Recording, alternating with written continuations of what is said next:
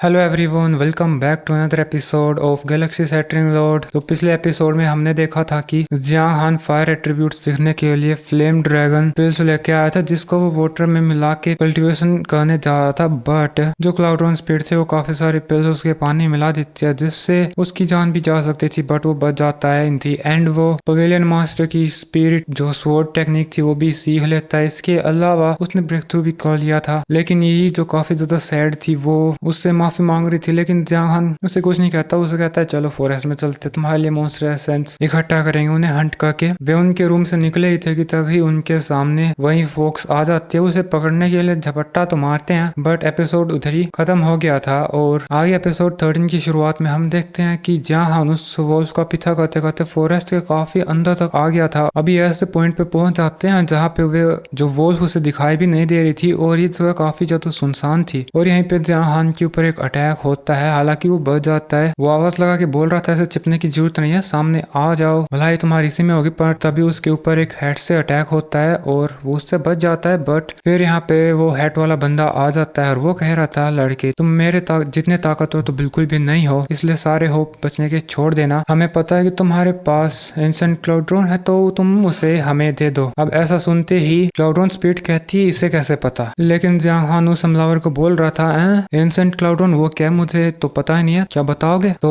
ये mask man बोल रहा था मैंने तुम्हें एक मौका दिया था, बट तुम्हें समझ में नहीं आता तो मुझे ब्लेम मत करना। और उसकी पावर शो करने लगता है, जो कि जियांग हान के लेवल से तो काफी ज्यादा थी और उसके बचने के चांसेस बिल्कुल भी नहीं थे। और ये मास्क मैन फिर अचानक से जितने भी वाटर ड्रॉप्स, अभी बारिश हो रही थी, उन वाटर ड्रॉप्स को जियांग हान की तरफ फेंक देता है, जो कि काफी तेजी से जा रही थी, बट वो उन सभी को रोक रहा था। जियांग हान कह रहा था कि तुम्हें एंशिएंट क्लाउड्रॉन के बारे में पता है, तो इसका ये मतलब है कि तुम्हें मेरे पेरेंट्स के बारे में भी पता होगा। मैं सही था यहाँ पे आया। तो वो मास्कमैन बोलता है कि तुम तुम्हारे पेरेंट्स को ढूंढना चाह रहे हो, तो अगर तुम्हें उनकी इन्फॉर्मेशन चाहिए तो उस क्लाउड ड्रोन को हमें दे दो। वो फिर से अटैक कर रहा था, बट जियांग हान उसके क्लोज आके अटैक करता है, बट वो आदमी उसकी जगह से बार बार टेलीपोर्ट हो रहा था। और उसके ऊपर फिर भी हान अटैक करना नहीं छोड़ रहा था, काफी ज्यादा स्लो था। और जियांग हान की नाइफ को वो आदमी उसके हाथ से पकड़ लेता है। वो कह रहा था काश मैं इतना दयावान नहीं होता। जियांग हान तो उसकी पूरी जान लगाया जा रहा था, बट वो जानता था वो इस आदमी के जितना ताकतवर तो नहीं है, बट उनके पेरेंट्स को ढूंढने के लिए उनकी जान भी दे सकता था। इंसेंट क्लाउड्रॉन तो क्या ही चीज है, वो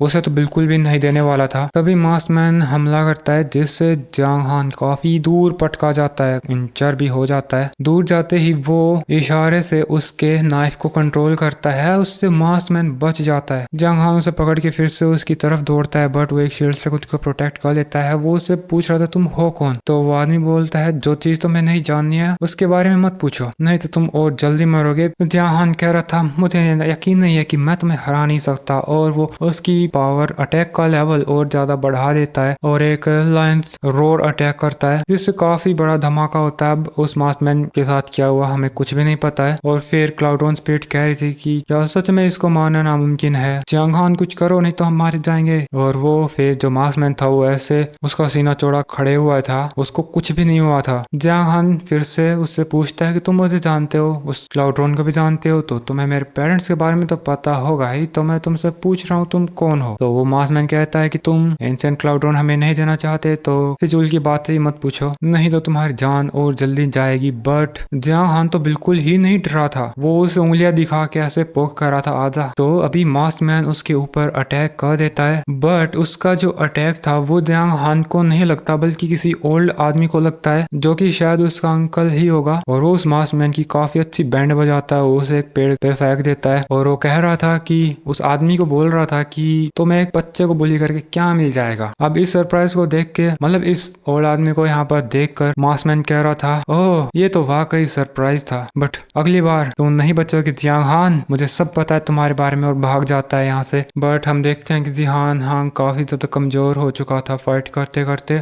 और फिर वो उसके अंकल ल्यू को कह रहा था कि थैंक यू की मदद करने के लिए, हालांकि हम उस आदमी को पकड़ नहीं पाए, बट अभी तक तो मैं भटक रहा था ऐसे ही कि मुझे पेरेंट्स का सुराग मिल जाए, और फाइनली मुझे मिल गया है। तो अंकल ल्यू पानी पी के बोल रहा था मैंने भी एक्सपेक्ट नहीं किया था कि तुम इतने ज्यादा स्ट्रॉन्ग हो और तुम्हारे पास वो एंशिएंट क्लाउड्रॉन आर्टिफैक्ट होगा, बट उसका कोई मतलब इंटेंशन नहीं था उस क्लाउड्रॉन को चुराने का। और फिर अब वो जियांग हान से पूछता है क्या तुम जानते हो वो हमलावर कौन था, लेकिन जियांग हान तो बता देता है कि पहले तो मैं श्योर नहीं था, बट मुझे इतना तो समझ में आ गया है कि वो जिन माओ है, यूमैंग पवेलियन का डेप्यूटी पवेलियन मास्टर। तो जो अपना एल्डर ल्यू अंकल ल्यू था वो कह रहा था, शाबाश, अगर तुम इतना भी गेस नहीं कर पाते तो मैं आगे से तुम्हारी मदद नहीं करता। तुम मेरी बात मानना, अभी सिर्फ कल्टीवेशन पे फोकस करो क्योंकि तुम्हारे दुश्मन काफी ताकतवर हैं। जब उसने मेरे पे वो पाम अटैक किया था, हालांकि मैंने उसे रोक लिया था, बट उसकी पावर बहुत ज्यादा थी। अगर वो तुम्हें लगता तो तुम्हारे चिथड़े उड़ जाते। तुम्हारे लिए अच्छा यही होगा कि तुम यूमैंग पवेलियन को अभी छोड़ दो। लेकिन जियांग हान कह रहा था कि ऐसे तो मैं बिल्कुल अकेला पड़ जाऊंगा, तो अच्छा यही होगा कि मैं यूमैंग पवेलियन के सारे जो भी सीक्रेट्स हैं इन एल्डर्स को इन्वेस्टिगेट करूँ और इनको मतलब कि पूरा अपने अंडर ले लूं और इनका सपोर्ट हासिल कर लूं। इससे जियांग फैमिली के लिए भी अच्छा होगा, मेरी सिस्टर भी सेफ रहेगी। जब बाहर कहीं दूर कल्टीवेशन करने जाऊंगा तब मैं निश्चित हो सकूंगा। तो एल्डर लियो बोल रहा था, ये भी काफी अच्छा प्लान है, लेकिन तुम अपने वीकनेस कभी मत दिखाना क्योंकि अगर तुम ऐसा करोगे तो हर कोई तुम्हारे ऊपर टूट पड़ेगा और उस टाइम मैं भी तुम्हारी हेल्प नहीं कर पाऊंगा। लेकिन जियांग हान बोल रहा था, आप चिंता मत कीजिए, अगर कोई मुझे बुली करने की कोशिश करेगा तो चाहे मेरी जान ही क्यों न जा रही हो, मैं कम से कम उन्हें तो लेकर जाऊंगा, मैं किसी को भी खुद को बुली नहीं करने दूंगा। उसकी इस स्पीच से अंकल लियो बोल रहा था, बस कर, तो मुझे मेरे बचपन की याद दिला रहा है। तुम्हें धैर्य से काम लेना होगा, कुछ चीजें समय से पहले नहीं होंगी, चाहे तुम कितनी भी कोशिश कर लो। तो जियांग हान उसे पूछता है, अंकल लियो आपका कहने का क्या मतलब है? तो वो बताता है, तुम्हें सही अपॉर्चुनिटी का इंतजार करना है। जिन माओ काफी ज्यादा स्ट्रॉन्ग है, इतना ही नहीं उसके वो जो